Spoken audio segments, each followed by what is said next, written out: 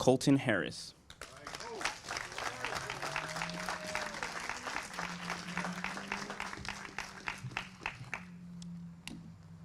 Good evening, everyone. How are you doing? Good. Wonderful to see you. All right. So I hope that you feel the weight and the gravity of this moment as we are in a historic moment. But I don't like to sit too much in history. I'm way more invested in legacy, and I hope that you are too. History is merely retelling. Legacy is living.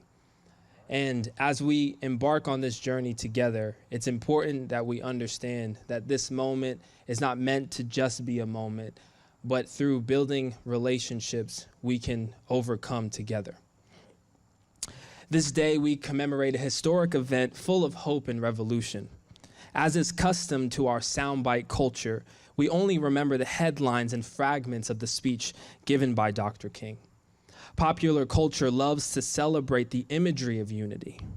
What is often forgotten is the centrality of the message, which has been diminished to hand-holding and a call for all of us to just get along. This remembrance does a disservice to the work of the civil rights leaders and activists who were calling for not only an ideological shift, but a systemic dismantling. Dr. King had a dream, but the time has come for us to wake up. The future he envisioned is muddled by the false claims to superiority and the politicization of human rights.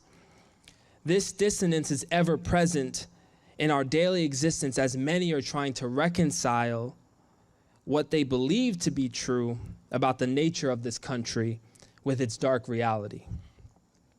We remember this day as though the victory has come, as though we have overcome.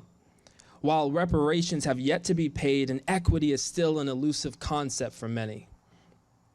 The crisis of COVID-19 showed us how quickly our nation can respond to the threat against human lives, yet remain silent in the face of inequities facing Black people in this country, believing them to have magically faded a long time ago.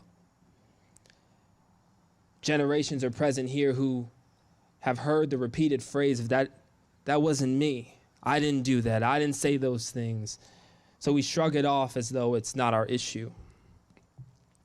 We strengthen the antibodies in our immune system to fight against sickness and disease, yet to be anti-racist is deemed too strong of a concept. Keeping our eyes fixed on the past has caused our collective consciousness to be delusional about the progress we've made and not face the evils that are plaguing us in this present moment.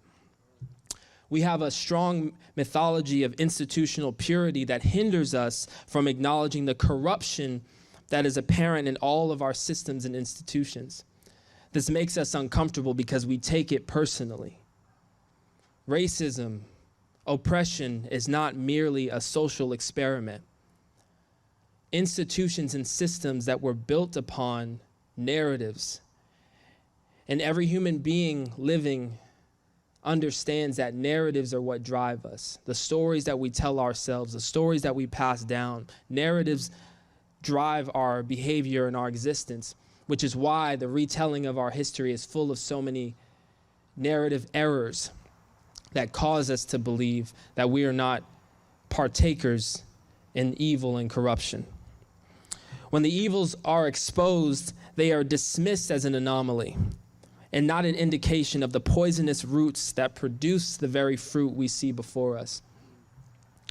Oh, that was just one of them.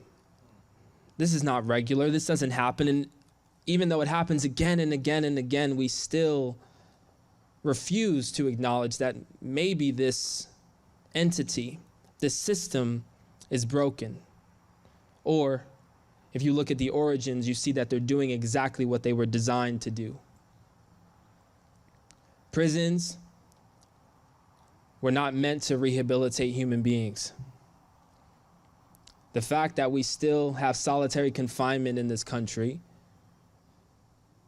is due to the fact that we have a narrative that these institutions protect you and me from the bad people, when most of us have broken the same laws that those that are behind bars are suffering for. Welcome to 2020, the year of denial. Despite the evidence, our society feeds a willful ignorance. The idea of sharing power, resources, and tools is represented as an absurdity, as a threat to capitalism or democracy as we believe that we uphold it to be. Our inclination to attribute ideologies to various political parties prevents us from humanizing those that have been dehumanized for far too long. The fight can only begin when we agree on our collective enemies and sacrifice our agendas for control. Despite popular belief, the more we empower others, the more powerful we are as the human race. So it is okay for you to step aside. It's okay for you to build relationships and to build and invest in community. You don't have to have all of the answers. But the lie that we buy into is that the more I hold on to my power, the more powerful I am, when in fact you're limiting the possibilities that are ahead. So the work ahead is real. The work ahead is messy. It's going to take vigilance, discomfort, and love. But it has to start within ourselves and venture outward, as we've heard today. So let's take the lead and make the dream a living reality. I invite you to take part in a collective dream, one in which our hearts are softened by the cries of the hopeless, attuned to the pleas of the oppressed, and alive to a greater purpose than our own. So if you're here today, I would like to make a new proposition. Often we hear a lot about seats at the table. We just want a spot. I propose that we destroy the existing table and build a new one together. Thank you.